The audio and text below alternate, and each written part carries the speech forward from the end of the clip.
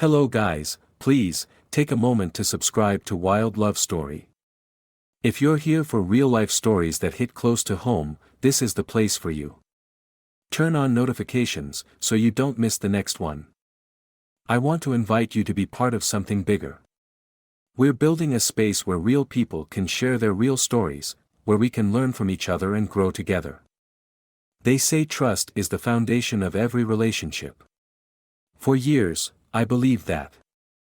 I gave my heart completely, thinking I was building a future with the person I loved the most in this world. But sometimes, the person you trust the most is the one who hurts you in ways you could never imagine. Looking back, I should have seen the signs. The late-night calls she avoided answering. The way she suddenly grew distant, like a stranger living under the same roof. But I ignored it all. I convinced myself everything was fine, even when my instincts told me otherwise. Then, one night, everything changed. It wasn't a slow realization or a quiet heartbreak. It was sudden, sharp, and left no room for doubt. And in that moment, I realized I was about to face the most humiliating, gut-wrenching experience of my life. But what came after? Even I couldn't have predicted that. What would you do if the person you loved betrayed you in front of someone else? Would you crumble? Would you lash out? Or, would you find the strength to reclaim your dignity in a way they never saw coming? This is my story, a story of love, betrayal, and what happens when your world comes crashing down in front of an audience. It's a story about how I learned the hardest lesson of my life and discovered something even greater in the aftermath. Now, let me take you back to where it all began. I still remember the first time I saw Jane. It was at a small coffee shop near my office, one of those places you'd walk past a dozen times without giving it a second thought. But that day, something made me stop. She was sitting by the window, staring at her laptop with this focused expression, biting the end of her pen. She had this energy about her, confident, yet approachable. I don't know what came over me, but I walked straight up to her and asked, "What's got you so deep in thought?" She looked up, surprised at first, and then she smiled. That smile, it was like the rest of the world disappeared for a moment. She told me she was working on a presentation for her job and that she'd been stuck for hours. I offered to help, joking, of course, because I didn't have the faintest idea what she was working on. But to my surprise, she laughed and said, "Sure, why not?" That's how it started. What was supposed to be a quick coffee turned into hours of talking. We didn't just talk about her work. We talked about life, our dreams, our favorite movies, everything. By the time we said goodbye, I already knew I wanted to see her again. And the best part? She felt the same way. Jane was unlike anyone I'd ever met. She had this spark, this way of making you feel like you were the only person in the room. We went on our first date a week later. It was simple, a walk in the park followed by dinner at this little Italian place she loved. But that night, something clicked. For the first time in a long time, I felt like I'd found someone I could truly connect with. We were inseparable after that. Weekends turned into adventures, road trips to nowhere, lazy Sundays cooking together, and countless nights staying up late, talking about everything and nothing. Jane made me feel alive in a way I hadn't felt in years. And I thought I did the same for her. I'll admit, I fell hard. Maybe too hard. But can you blame me? When you meet someone who makes you feel like the best version of yourself, you want to hold on to that feeling. You want to believe it's forever. Looking back, those first few months were like a dream. I remember thinking, this is it. This is what people talk about when they say they've found the one, but as perfect as things seemed, there were small moments that didn't quite add up. Tiny things I brushed off because I didn't want to ruin the happiness I felt. Like the time she canceled dinner plans at the last minute, saying she wasn't feeling well. I didn't think much of it, everyone has off days. But when I called to check on her later that night, she didn't pick up. I told myself she was probably just sleeping. I didn't want to seem paranoid. Or the time she was texting someone and quickly turned her phone over when I walked into the room. I laughed it off, joking, "What, are you hiding state secrets?" She laughed too, but there was something in her eyes, a flicker of guilt, maybe, or hesitation. I told myself I was imagining things. After all, she hadn't given me any reason not to trust her. Or so I thought. But for the most part, things were good. Really good. Jane and I celebrated our first anniversary with a trip to the beach.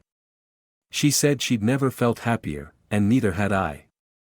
In those moments, it felt like we had the kind of love people write songs about. The kind you do anything to protect. If only I had known how fragile it all really was. If only I had seen the cracks forming beneath the surface. Maybe then, I could have done something to save us. Or maybe, some things are just meant to fall apart. At first, I didn't notice the changes. They came slowly, like a creeping fog, settling into the spaces where our happiness used to be. But once I started paying attention, I couldn't ignore them. It was little things at first. Jane stopped laughing at my jokes the way she used to. She'd still smile, but it felt polite. Like she was forcing herself to react. When I asked her what was wrong, she'd wave it off, saying, "I'm just tired. Work's been crazy." I wanted to believe her, so I did. Then came the late nights. Jane had always been passionate about her job, but suddenly, she was staying late almost every night. I'd wait up for her, hoping we could at least spend a few minutes together before bed. But when she finally walked through the door, she'd barely say a word before heading straight to the shower and then to bed. "I'm exhausted," she'd say. And I believed her, at least, I tried to. There were moments, though, when my gut told me something wasn't right. Like the time I called her office around 8 p.m., hoping to surprise her with takeout. Her coworker answered and said, "Jane." "Oh, she left hours ago." My heart sank, but when I asked her about it later, she brushed it off. "Oh, I went out for a quick drink with a client," she said. I didn't think it was a big deal. And maybe it wasn't. But something about the way she avoided my eyes made me wonder. I started noticing other things too. She became more protective of her phone, always keeping it face down or taking it with her wherever she went. If I asked who she was texting, she'd shrug and say, "Just a friend from work." I told myself I was being paranoid. After all, trust was the foundation of our relationship, right? But no matter how much I tried to push those thoughts away, they kept creeping back. One night, I decided to surprise her with dinner at her office. I wanted to remind her of the good times, of how we used to be. But when I got there, her desk was empty. Her coworkers said she'd left hours ago. I remember standing in the lobby, holding a bag of her favorite Thai takeout, feeling like an idiot. When she came home that night, I asked her where she'd been. Her face froze for just a second before she said, "I told you, I had a late meeting." That was the first time I felt like she was lying to me. Still, I didn't push her. I didn't want to come across as insecure or controlling. But deep down, I couldn't shake the feeling that something was slipping away. And the harder I tried to hold on, the more distant she became. I remember one night in particular. We were sitting on the couch, watching a movie. Or at least, I was watching. She was scrolling through her phone, barely paying attention. I asked her if everything was okay, and she just said, "I'm fine." But the way she said it, it was like she was already somewhere else. Someone else. I started replaying every conversation, every moment, looking for answers. Was it something I said? Something I did? I wanted so badly to believe that we could fix whatever was wrong, but I didn't even know what the problem was. Then there was the night of the company party. Jane insisted on going alone, saying it was just a work thing and that spouses weren't invited. I didn't question her, but when she came home, her lipstick was smudged, and her hair was messy. I asked her how the party was, and she gave me a vague answer, something about it being fine. But when I pressed for details, she snapped, "Why do you always have to interrogate me?" That was the first time she raised her voice at me. After that, things got worse.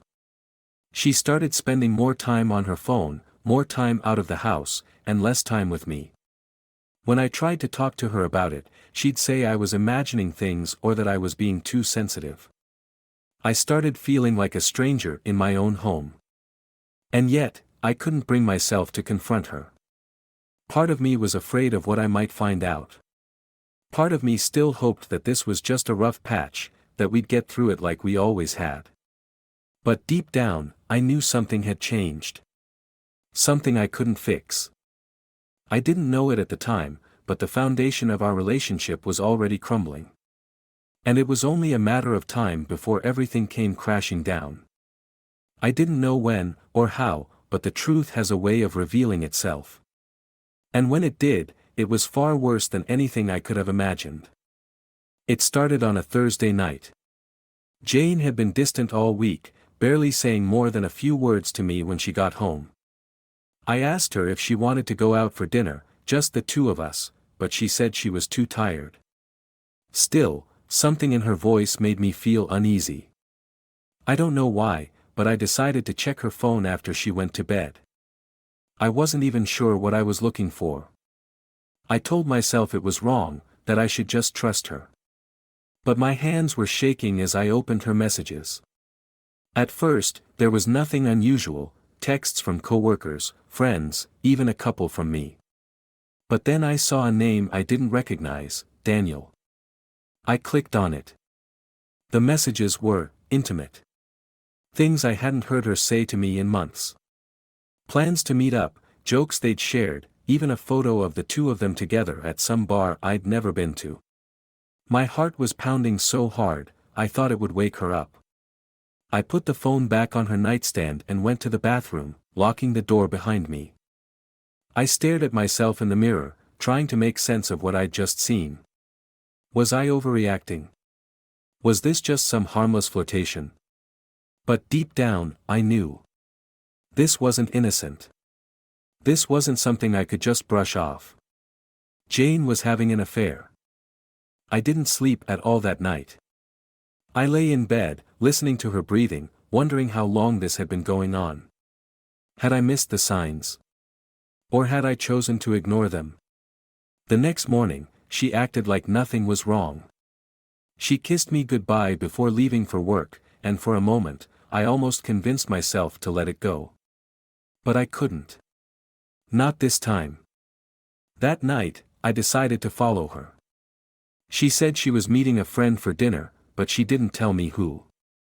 I waited until she left, then got in my car and followed at a distance. I felt like a fool, like some jealous husband in a bad movie.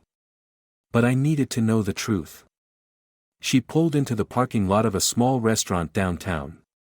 I parked a few spaces away and watched as she got out of her car. And then I saw him. Daniel. He was waiting for her at the entrance. They hugged, more than just a friendly hug, and walked inside together. I sat there for what felt like hours, trying to decide what to do. Should I confront her? Should I walk away and never look back? Part of me wanted to burst through the doors and demand answers, but another part of me didn't want to face the humiliation. I didn't want to see the look on her face when she realized she'd been caught. Eventually, I got out of the car and walked to the restaurant. My heart was racing as I stepped inside, scanning the room until I saw them. They were sitting at a corner table, leaning in close, laughing like they didn't have a care in the world. I stood there for a moment, frozen, before I walked up to their table. When Jane saw me, her smile disappeared. She looked like she'd seen a ghost. "Alex," she said, her voice trembling. "What are you doing here?" I looked at her, then at Daniel, who was staring at me like he had no idea who I was. I kept my voice calm. "I think the better question is, what are you doing here?" She didn't answer.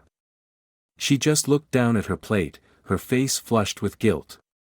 Daniel, on the other hand, had the nerve to smirk. He leaned back in his chair and said, "I'm guessing you're the husband." That was the moment I lost it. I leaned in close, trying to keep my voice steady. "You don't get to talk," I said, my eyes locked on his. Then I turned to Jane. "Is this why you've been so distant? Is this what you've been hiding?" She tried to say something, but I cut her off. "No. I don't want to hear your excuses." I walked out of the restaurant, my hands shaking, my chest tight. I didn't know where to go or what to do. I just needed to get away. As I drove aimlessly through the city, her words kept playing in my head, "I'm sorry. Sorry. Sorry" didn't even begin to cover it. That night, I realized my life was never going to be the same. The person I thought I could trust more than anyone had betrayed me in the most humiliating way possible. And yet, as angry and hurt as I was, a part of me still loved her. A part of me wanted to believe we could fix this. But another part knew it was over. I didn't know what would happen next. All I knew was that I couldn't go back to the way things were. Not after this. But knowing something and doing something about it are two very different things. For the next few days, I found myself in a strange limbo. I couldn't bring myself to talk to Jane, and she didn't try to talk to me either. The silence between us was deafening. She slept in the guest room, which, honestly, was a relief. Every time I looked at her, I felt a mix of anger, sadness, and confusion. Part of me wanted to confront her again, to scream and demand answers. But another part just felt tired. I didn't have the energy to fight anymore. Then, on the third day, I came home from work to find her sitting at the kitchen table. She looked up at me with red, swollen eyes and said, "We need to talk." I didn't respond. I just sat down across from her and waited.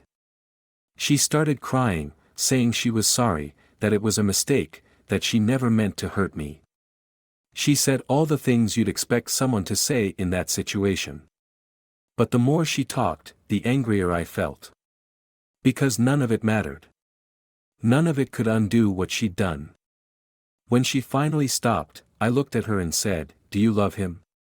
She didn't answer right away. And that pause, that hesitation, it told me everything I needed to know. When she finally said, "I don't know," I just stood up and walked away. I couldn't listen to another word. That night, I made a decision. I wasn't going to let her or this situation define me. I wasn't going to let her betrayal consume me. I had spent so much of my life building my world around her, and now that it had crumbled, I realized I needed to build something new. Something just for me. The next morning, I packed a bag and left.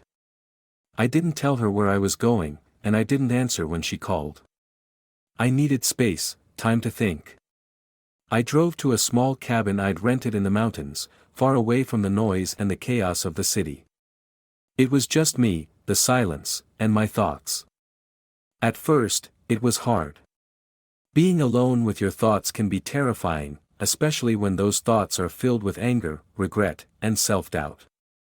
I kept replaying everything in my head, wondering what I could have done differently, what I could have said or noticed sooner. But slowly, as the days passed, something started to change. I began to realize that her betrayal wasn't about me. It wasn't a reflection of my worth or who I was. It was a reflection of her choices, her flaws. And while that didn't make the pain go away, it gave me a sense of clarity I hadn't felt in weeks. I started focusing on myself for the first time in years. I went on long hikes, cleared my mind, and wrote in a journal every night. I wrote about the pain, the anger, but also the things I was grateful for. I realized I had spent so much of my life trying to make Jane happy that I had forgotten about my own happiness. I also started reconnecting with old friends. People I hadn't seen in years because I had been so wrapped up in my relationship. It was like rediscovering a part of myself I had forgotten existed. They reminded me of who I was before Jane, before the heartbreak. And slowly, I started to feel like myself again. But the biggest turning point came when I decided to go to therapy.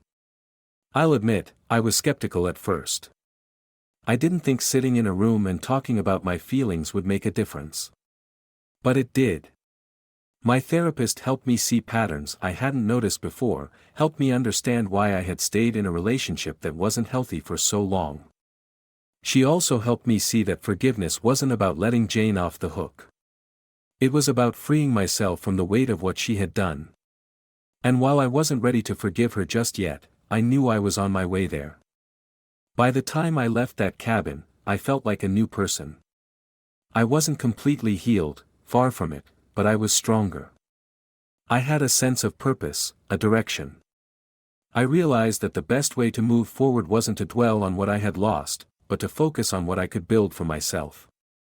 When I finally returned home, I sat down with Jane one last time. I told her I was done, that I deserved more, that I deserved better. And for the first time, I think she truly understood the damage she had done. She didn't fight me on it. She just nodded and said, "I'm sorry." And for the first time, I felt like I could truly let go. Walking away wasn't easy, but it was the best decision I ever made. Because sometimes, the hardest choices are the ones that lead to the greatest growth. And in letting go of her, I found myself. But letting go doesn't happen overnight. It's a process, a messy, painful, and often unpredictable process. Even after I told Jane it was over, there were moments when I questioned myself. Did I make the right choice? Could things have been different if I had tried harder? But every time those thoughts crept in, I reminded myself of one simple truth: I deserved better. After the divorce papers were signed, I started focusing on rebuilding my life. I threw myself into my work, but not in the way I used to. This time, I wasn't working to escape my problems, I was working to create a future I could be proud of. I began volunteering at a local community center, mentoring kids who didn't have many role models. It gave me a sense of purpose, something bigger than myself. Meanwhile, Jane moved out of our apartment and into a place of her own. We didn't talk much after that, except to finalize legalities. I thought that would be the end of it. But life has a funny way of surprising you when you least expect it. About 6 months after our separation, I ran into someone I hadn't seen in years, Mia. We had gone to college together but lost touch over time. She was always the type of person who lit up a room without even trying. When I saw her again, it was like no time had passed. We grabbed coffee, caught up on life, and before I knew it, we were spending more and more time together. Mia was everything I didn't know I needed. She was kind, thoughtful, and honest. But more than that, she challenged me to be better, not for her, but for myself. For the first time in years, I felt like I could truly breathe, like I could be myself without fear of judgment or rejection. And the best part? She saw me for who I was, flaws and all, and accepted me anyway. But even as things with Mia began to blossom, there was a part of me that still felt unfinished. Closure is a tricky thing. Sometimes you think you've moved on, only to realize there's still something holding you back. For me, that something was Jane. I didn't hate her anymore, if anything, I felt sorry for her. But I knew I couldn't fully move forward until I addressed what had happened. So, one day, I decided to reach out. I sent her a message, asking if she'd be willing to meet for coffee. To my surprise, she agreed. When I walked into that coffee shop and saw her sitting there, I felt an odd mix of emotions: nostalgia, sadness, even a little relief. She looked up and smiled, but it wasn't the same smile I remembered. It was smaller, quieter, like she was carrying the weight of what had happened. We talked for a while, about life, work, the things we had been up to since the divorce. And then, finally, we talked about the affair. She apologized again, but this time, it felt genuine. She said she didn't expect me to forgive her, but she wanted me to know she regretted everything: the lies, the betrayal, the pain she caused. For the first time, I believed her. I told her that I didn't hate her, that I wasn't angry anymore. But I also told her that what happened between us had changed me, and not in a bad way. It forced me to look at myself, to figure out who I was and what I wanted. And for that, in a strange way, I was grateful. As we said goodbye that day, I felt something I hadn't felt in a long time: peace. I didn't need revenge. I didn't need her to suffer the way I had. All I needed was to let go of the pain and move forward. And that's exactly what I did. Today, I'm happier than I've ever been. Mia and I are building a life together, one filled with honesty, laughter, and love. It's not perfect, no relationship is, but it's real. And that's more than I could have ever asked for. Looking back, I realize that Jane's betrayal was the best thing that ever happened to me. It broke me, yes, but it also forced me to grow. It taught me that sometimes, the hardest lessons lead to the greatest rewards. And for that, I'm grateful. So, if you're going through something similar, know this: it's okay to feel hurt, to feel angry, to feel lost. But don't let that define you. Use it. Learn from it. And one day, you'll look back and realize that the things that once broke you are the same things that made you stronger. That's what I've come to understand through this journey. Strength doesn't come from avoiding pain, it comes from facing it, learning from it, and letting it shape you into someone better. If I could go back and talk to the person I was when this all started, I think I'd tell him one thing: it's going to hurt. It's going to feel like the end of the world. But it's not. It's the beginning of something new. Something better. Because now, standing on the other side of it all, I see so clearly what I couldn't see back then. That relationship didn't define me. Jane's choices didn't define me. What defined me was how I chose to respond, how I chose to grow, how I chose to move forward. And the truth is, life after heartbreak isn't just possible, it can be beautiful. It's not about finding someone new to replace what you lost. It's about finding yourself, rediscovering who you are and what you want. And when you do, you open yourself up to something even greater.